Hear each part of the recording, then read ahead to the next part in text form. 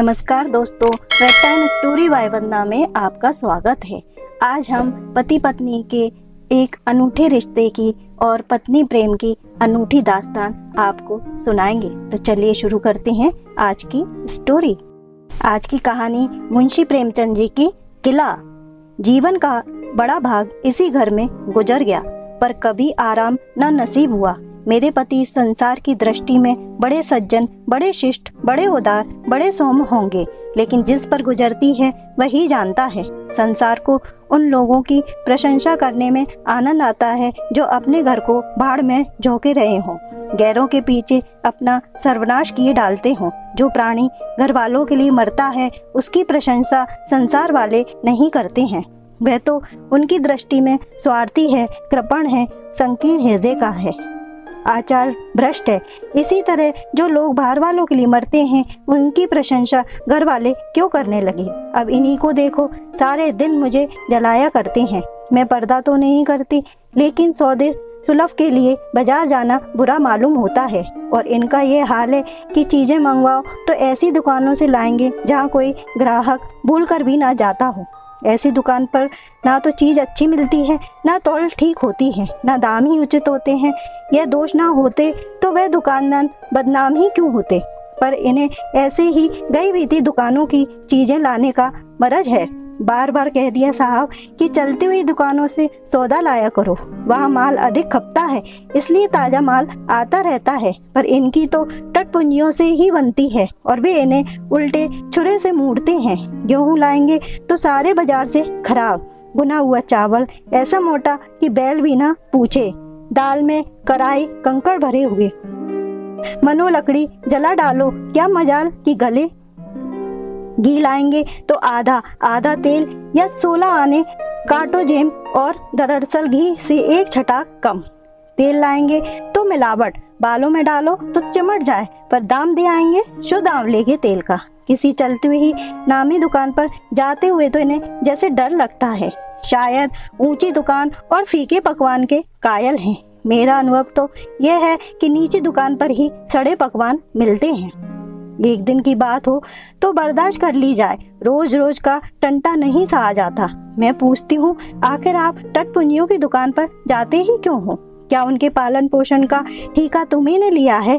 आप फरमाते हैं। मुझे देखकर सबके सब बुलाने लगते हैं। वह क्या कहना, कितनी दूर की बात कही है। जरा इन्हें बुला लिया और खुशामद के 2 शब्द सुना दिए, थोड़ी सी स्तुति कर दी, बस आपका मिजाज आसमान पर जा पहुंचा।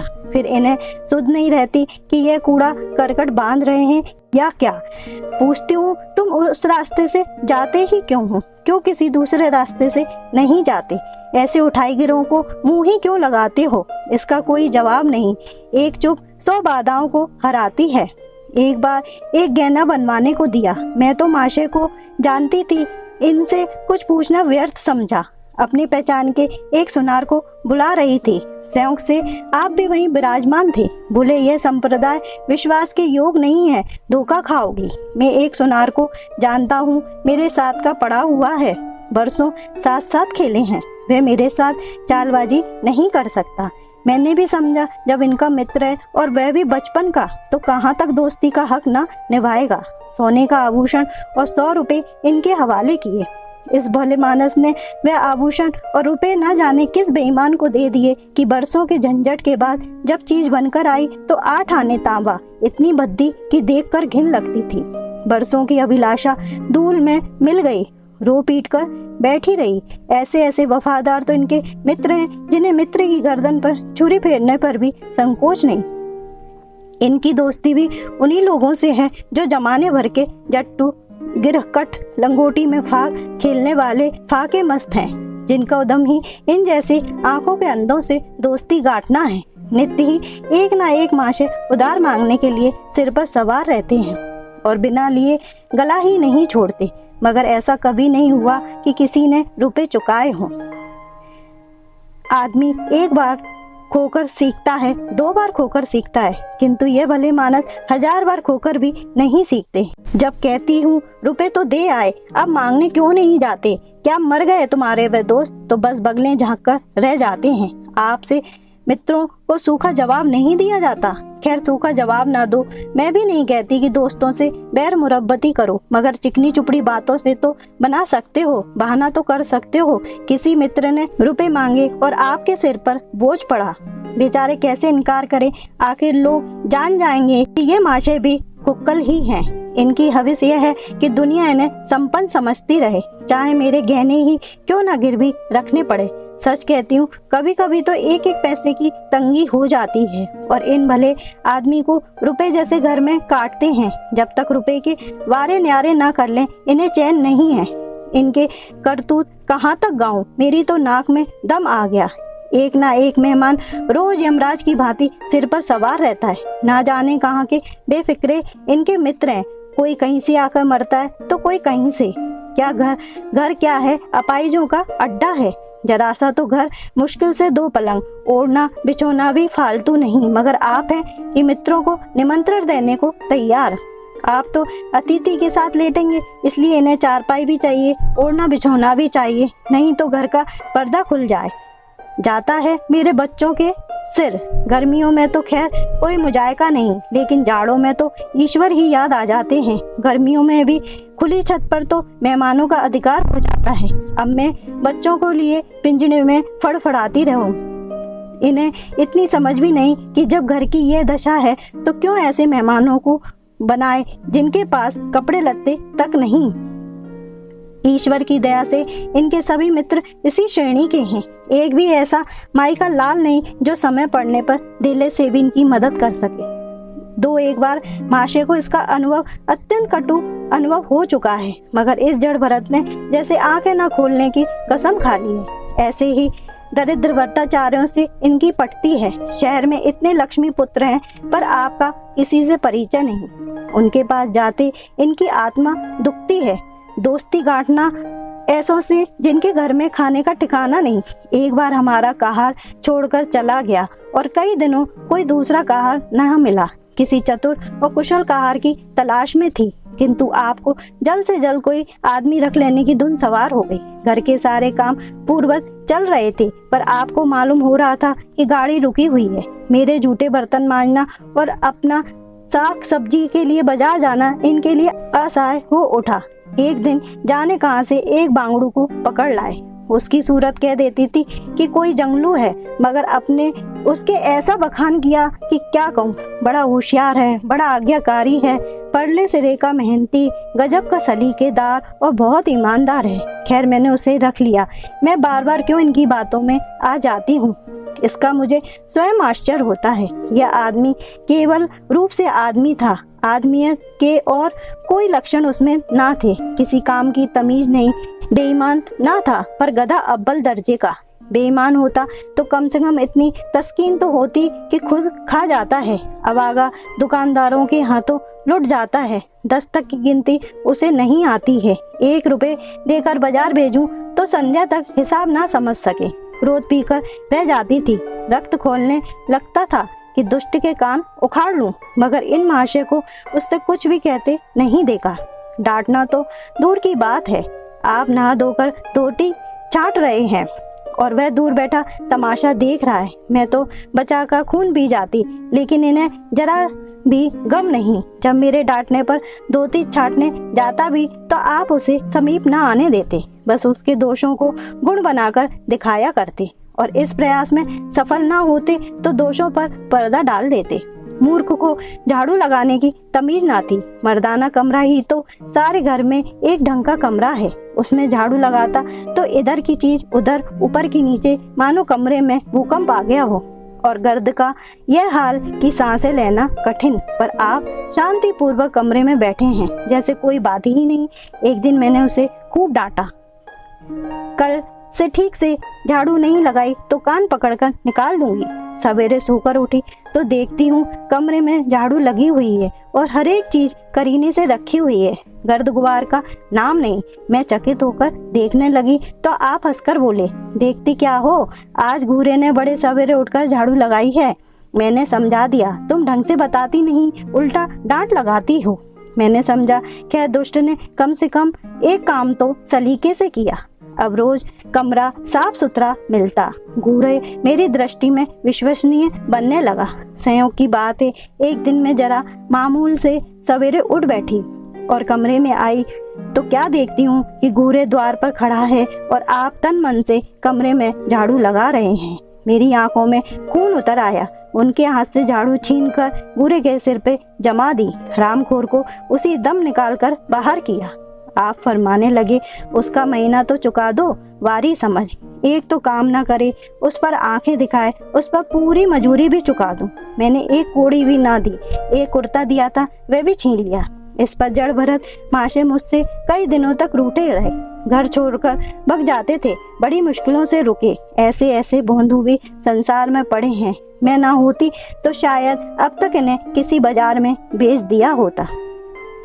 एक दिन मेहतर ने उतरे कपड़ों का सवाल किया। इस बेकारी के जमाने में फालतू कपड़े तो शायद पुलिस वालों या रईसों के घर में हों, मेरे घर में तो जरूरी कपड़े भी काफी नहीं है। आपका वस्त्रालय एक बक्ची में आ जाएगा जो डाक के पार्सल से कहीं भेजा जा सकता है। फिर इस साल जाड़ों के कपड़े बनवाने की नौबत न आई। पैसे नजर नहीं आते, कपड़े कहाँ से बनवाए। मैंने मेहतर को साफ साफ जवाब दे दिया। कड़ाके का जाड़ा पड़ रहा था, इसका अनुभव मुझे कम ना था। गरीबों पर क्या बीत रही है इसका भी मुझे ज्ञान था, लेकिन मेरे या आपके पास खेत के सिवाय और क्या इलाज है। जब तक समाज का संगठन रहेगा ऐसी शिकायतें पैदा होती रहेंगी। जब एक एक अमीर और रईस के पास एक एक मालगाड़ी कपड़ों से भरी है, तब फिर निर्धन को क्यों नंगता का कष्ट उठाना पड़े। खैर, मैंने तो मेहतर को जवाब दे दिया। आपने क्या किया कि आप कोट उठाकर उसको भेंट कर दिया। मेरी देह में आग लग गई। इतनी दानशीलता नहीं हूँ कि दूसरों को खिलाकर आप सो रहूं। देवता के पास यही एक कोट था। आपको इसकी जरा भी चिंता न हुई कि पहनेंगे क्या। यश के लोभ ने जैसे बुद्धि ही हर ली है। मेहतर ने सलाम किया, दुआ दी और अपनी राह ले ली। आप कई दिन सर्दी से ठुठरते रहे। प्रातःकाल घूमने जाया करते थे, वे भी बंद हो गया। ईश्वर ने उन्हें हृदय भी एक विचित्र प्रकार का दिया है। फटे पुराने कपड़े पहनते आपको जरा भी संकोच नहीं होता। मैं तो मारे लाज के गड़ जाती हूँ, पर आपको जरा फिक्र नहीं है। कोई हंसता है तो हंसे आपकी बला से। अंत में जब मुझसे ना देखा गया तो एक कोट बनवा दिया। जी तो जलता था कि खूब सर्दी खाने दूं, पर डरी कि कहीं बीमार न पड़ जाए तो और बुरा हो। आखिर काम तो उन्हीं को करना है। माशे अपने दिल में समझते होंगे मैं कितना विनीत, कितना परोपकारी हूँ। शायद इन्हें इन बातों का गर्व हो। मैं इन्हें परोपकारी नहीं समझती, ना विनीत समझती हूँ। यह जड़ता है, सीधी सादी निरीहता है। जैसे मेहतर को आपने अपना कोट दिया, उसे मैंने कई बार रात को शराब के नशे में मस्त झूमते देखा है और आपको दिखा भी दिया है। फिर भी दूसरों की विवेकहीनता की पुरोती हम क्यों करें। अगर आप विनीत और परोपकारी होते तो घर वालों के प्रति भी तो आपके मन में कुछ उदारता होती। यह सारी उदारता बाहर वालों के लिए ही सुरक्षित है। घर वालों को उसका अल्पांश भी ना मिलना चाहिए। मेरी इतनी अवस्था बीत गई, पर इस भले आदमी ने कभी अपने हाथों से मुझे एक उपहार ना दिया। बेशक मैं जो चीज बाजार से मंगाऊं उसे लाने में इन्हें जरा भी आपत्ति नहीं, बिल्कुल उज्र नहीं, मगर रुपए दे दूं यह शर्त है। इन्हें खुद कभी उमंग नहीं होती। यहाँ मैं मानती हूँ कि बेचारे अपने लिए भी कुछ नहीं लाते। मैं जो कुछ मंगा दूं उसी पर संतुष्ट हो जाते हैं, मगर आखिर आदमी कभी कभी शौक की चीजें चाहता है। अन्य पुरुषों को देखती हूँ, स्त्री के लिए तरह तरह के गहने, भांति भांति का कपड़े, शौक श्रृंगार की वस्तुएं लाते रहते हैं। यहाँ इस व्यवहार का निषेध है। बच्चों के लिए भी मिठाई, खिलौने, बाजे शायद जीवन में एक बार भी न लाए। शपथ भी खा ली। इसलिए मैं तो इन्हें कृपण कहूंगी, अरसिक कहूंगी, हृदय शून्य कहूंगी, उदार नहीं कह सकती। दूसरों के साथ इनका जो सेवा भाव है उसका कारण है इनका यश लोभ और व्यवहारिक अज्ञानता। आपके बिना का यह हाल है कि जिस दफ्तर में आप नौकर हैं उसके किसी अधिकारी से आपका मेलजोल नहीं है। अफसरों को सलाम करना तो आपकी नीति के विरुद्ध है। नजर या डाली तो दूर की बात, और तो और कभी किसी अफसर के घर नहीं जाते। इसका खामियाजा आप ना उठाएं तो कौन उठाए। औरों को रियायती छुट्टी मिलती है, आपका वेतन कटता है। औरों की तरक्की होती है, आपको कोई पूछता भी नहीं। हाजिरी में 5 मिनट की देर हो जाए जवाब पूछा जाता है। बेचारे जी तोड़कर काम करते हैं। कोई बड़ा कठिन काम आ जाए तो इन्हीं के सिर मढ़ा जाता है। इन्हें जरा भी आपत्ति नहीं। दफ्तर में इन्हें गिस्सू पिस्सू आदि उपाधि मिली हैं, मगर पड़ाव कितना भी बड़ा मारे इन्हें भाग में वही सूखी घास लिखी है। यह विनय नहीं है, स्वाधीन मनोवृत्ति भी नहीं है। मैं तो इसे समय चातुरी का अभाव कहती हूँ, व्यवहारिक ज्ञान की क्षति कहती हूँ। आखिर कोई अफसर आपसे क्यों प्रसन्न हो? इसलिए कि आप बड़े मेहनती हैं। दुनिया का काम मुरव्वतों और रवादारियों से चलता है। अगर हम किसी से खिंचे रहें तो कोई कारण नहीं कि वह भी हमसे खिंचा ना रहे। फिर जब मन में क्षोभ हो तो वह दफ्तरी व्यवहारों में भी प्रकट हो जाता है। जो मातहत अफसरों को प्रसन्न रखने की चेष्टा करता है, जिसकी जात से अफसर का कोई व्यक्तिगत उपकार होता है, जिस पर वह विश्वास कर सकता है, उसका लिहाजा वह स्वभावत करता है। ऐसे सिरगिरियों से क्यों किसी को सहानुभूति होगी? अफसर भी तो मनुष्य हैं। उनके हृदय में जो सम्मान विशिष्टता की कमान है वह कहाँ पूरी हो? जब अधीनस्थ कर्मचारी ही उसे फिरंट रहे हो तो क्या उसके अफसर उसे सलाम करने आएंगे? आपने जहाँ नौकरी की वहाँ से निकाले गए, कभी किसी दफ्तर में 2-3 साल से ज्यादा ना टिके। या तो अफसर से लड़ गए या काराधिकता के कारण छोड़कर बैठ गए। आपको कुटुंब सेवा का दावा है। आपके कई भाई भतीजे हैं, वे कभी इनकी बात भी नहीं पूछते। आप बार बार उनका मुंह ताकते रहते हैं। इनके एक भाई साहब आजकल तहसीलदार हैं। घर की मिल्कियत उन्हीं की निगरानी में है। वहाँ ठाठ से रहते हैं। मोटर रख ली है, कई नौकर चाकर हैं, मगर यहाँ भूले से भी पत्र नहीं लिखते हैं। एक बार हमें रुपए की बड़ी तंगी हुई। मैंने कहा अपने भ्राता जी से क्यों नहीं मांग लेते? कहने लगे उन्हें क्यों चिंता में डालूं, उन्हें भी तो अपना खर्चा है, कौन सी ऐसी बचत हो जाएगी। जब मैंने बहुत मजबूर किया तो आपने पत्र लिखा। मालूम नहीं पत्र में क्या लिखा। पत्र लिखा या मुझे चकमा दे दिया। रुपए ना आए थे ना आए। कई दिनों के बाद मैंने पूछा, कुछ जवाब आया श्रीमान के भाई साहब के दरबार से? आपने रुष्ट होकर कहा, अभी केवल 1 सप्ताह तो खत पहुँचे हुए हैं, अभी क्या जवाब आ सकता है? 1 सप्ताह और गुजर गया, मगर जवाब नदारद। अब आपका यह हाल है कि मुझे कुछ बातचीत करने का अवसर ही नहीं देते। इतने प्रसन्नचित नजर आते हैं कि क्या कहूँ। बाहर से आते हैं तो खुश खुश, कोई ना कोई शिगुफा लिए हुए। मेरी खुशामद भी खूब हो रही है। मेरे मैके वालों की प्रशंसा भी हो रही है। मेरे गृह भवन का भी बखान हो रहा है। असाधारण रीति से किया जा रहा है। मैं इस महाशय की चाल समझ रही थी। यह सारी दिलजोई केवल इसलिए थी कि श्रीमान के भाई साहब के विषय में कुछ ना पूछ बैठूं। सारे राजनीतिक, आर्थिक, सामाजिक, आचारिक प्रश्नों की मुझसे व्याख्या की जाती, इतने विस्तार गणवेश के साथ कि विशेषज्ञ भी लोहा मान जाते, केवल इसलिए कि मुझे वह प्रसंग उठाने का अवसर ही ना मिले। लेकिन मैं भला कब चूकने वाली थी।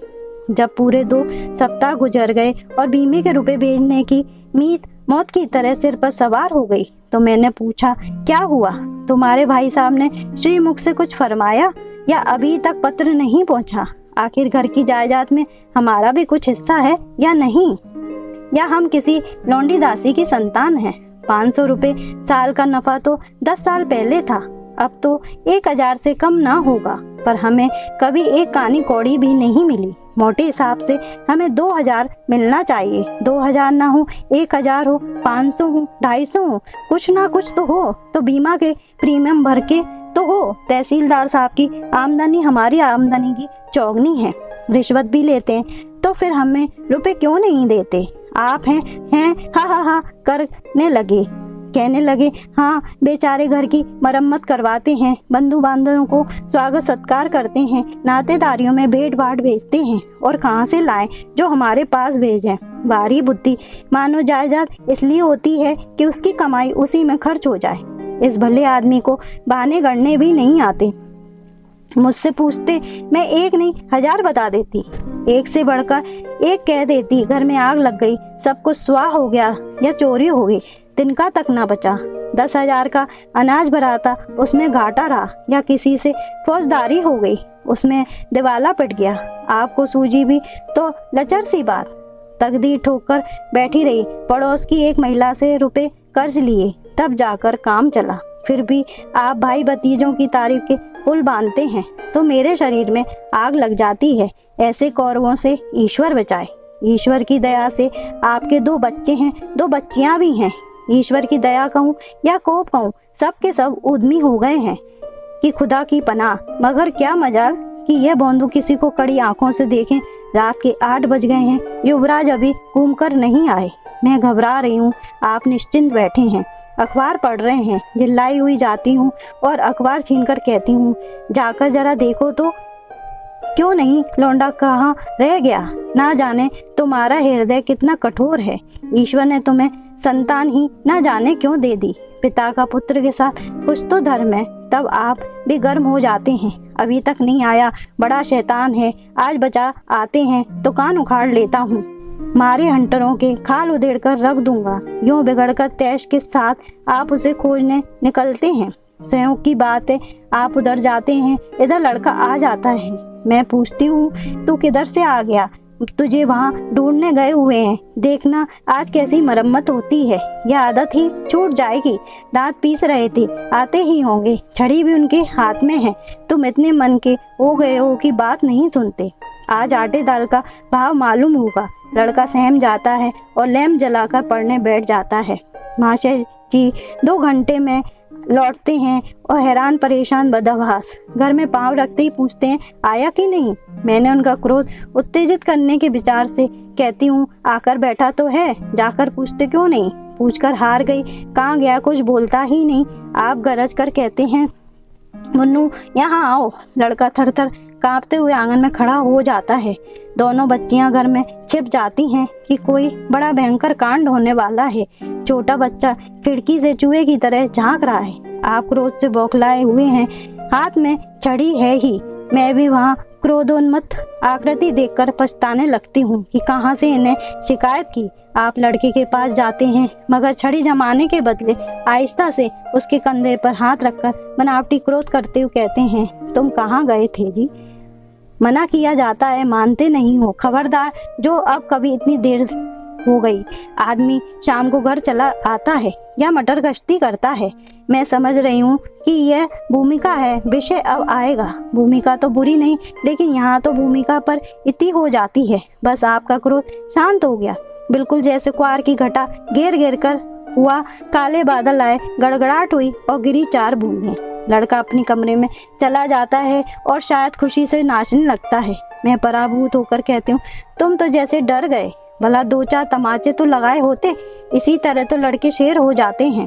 आप फरमाते हैं, तुमने सुना नहीं मैंने कितनी जोर से डांटा? बचा की जान ही निकल गई होगी। देख लेना जो फिर कभी देर से आए। तुमने डांटा तो नहीं? हाँ, आंसू पोंछ दिए। तुमने मेरी डांट सुनी नहीं? क्या कहना आपकी डांट का? लोगों के कान बहरे हो गए। लाओ तुम्हारा गला सहला देती हूँ। अपने एक नए सिद्धांत निकाल लिया कि दंड देने से लड़के खराब हो जाते हैं। आपके विचार से लड़कों को आज़ाद रहना चाहिए। उन पर किस तरह का बंधन, शासन या दबाव नहीं होना चाहिए। आपके मत से शासन बालकों के मानसिक विकास में बाधक होता है। इसी का यह फल है कि लड़के बेनकल के ऊंट के बने हुए हैं। कोई 1 मिनट भी किताब खोलकर नहीं बैठता। कभी गुल्ली डंडा, कभी गोली, कभी कनकौवे। श्रीमान भी लड़कों के साथ खेलते हैं। 40 साल की उम्र में लड़कपन इतना मेरे पिताजी के सामने मजाल थी कि कोई लड़का कनकौवे उड़ा ले या गुल्ली डंडा खेल सके। खून पी जाते। प्रातः काल से लड़कों को लेकर बैठ जाते थे। स्कूल से जो ही लड़के आते फिर ले बैठते। बस संध्या समय आधे घंटे की छुट्टी देते थे। रात को फिर जोड़ देते, यह नहीं कि आप तो अखबार पढ़ा करें और लड़के गली गली भटकते फिरें। कभी कभी आप भी सींग कटाकर बछड़े बन जाते हैं। लड़कों के साथ ताश खेलने बैठ जाते हैं।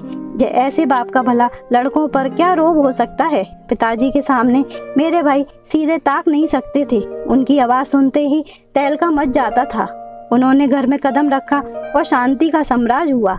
उनके सम्मुख जाते लड़कों के प्राण सूखते थे। उसी शासन की यह बरकत है कि सभी लड़के अच्छे अच्छे पदों पर पहुंच गए हैं। हाँ, स्वास्थ्य किसी का भी अच्छा नहीं है तो पिताजी ही का स्वास्थ्य कौन सा बड़ा अच्छा था।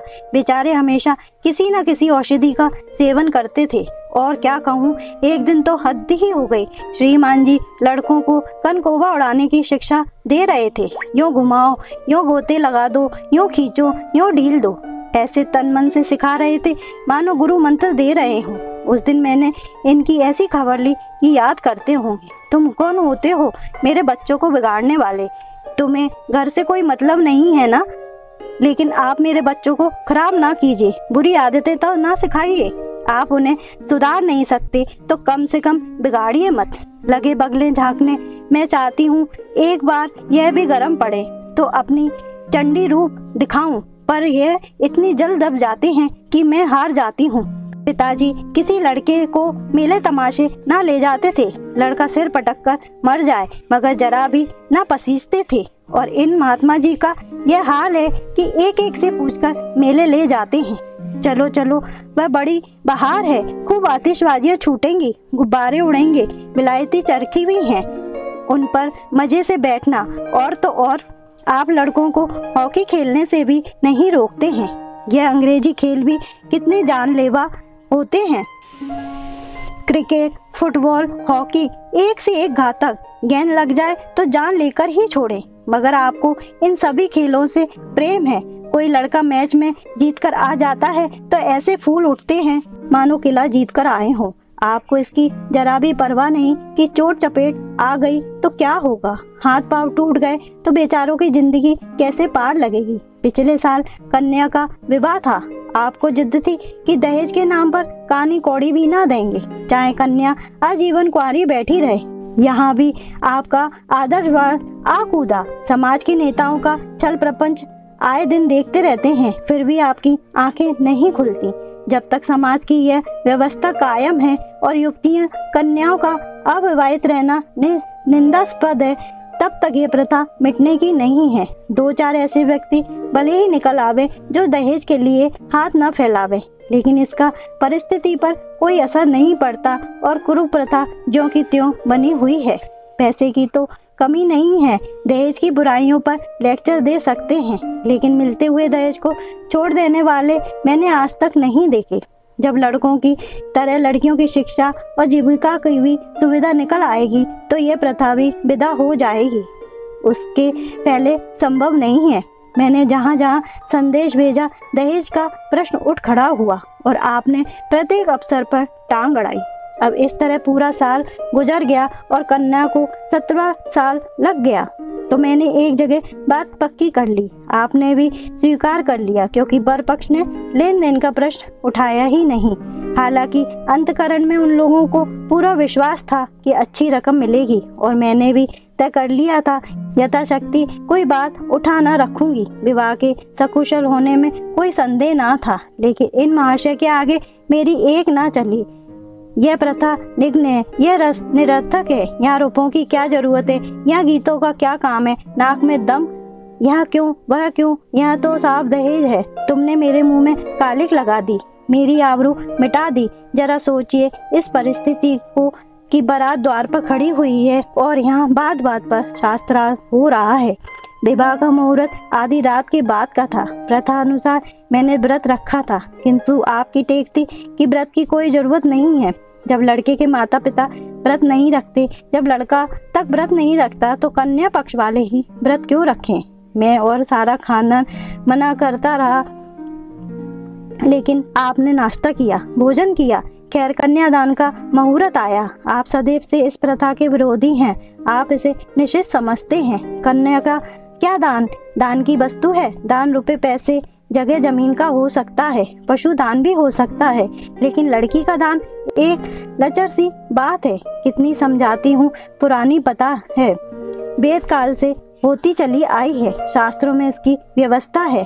संबंधी समझा रहे हैं, पंडित समझा रहे हैं, पर आप हैं कि कान पर जूं नहीं रेंगती। हाथ जोड़ती हूँ, पैर पड़ती हूँ, गिड़गिड़ाती हूँ, लेकिन मंडप के नीचे ना गए। और मजा यह है कि आपने ही तो ये अनर्थ किया है और आप ही रूठ गए हैं। विवाह के पश्चात महीनों बोलचाल ना रही, झक मारकर मुझी को मनाना पड़ा। किंतु सबसे बड़ी विडंबना यह है कि इन सारे दुर्गुणों के होते हुए भी मैं इनसे एक दिन भी पृथक नहीं रह सकती। एक क्षण का वियोग नहीं सह सकती। इसी सारे दोषों पर भी मुझे इनसे प्रगाढ़ प्रेम है। इनमें यह कौन सा गुण है जिस पर मैं मुग्ध हूँ, मैं खुद नहीं जानती, पर इनमें कोई बात है जो मुझे इनकी चेरी बनाए हुए है।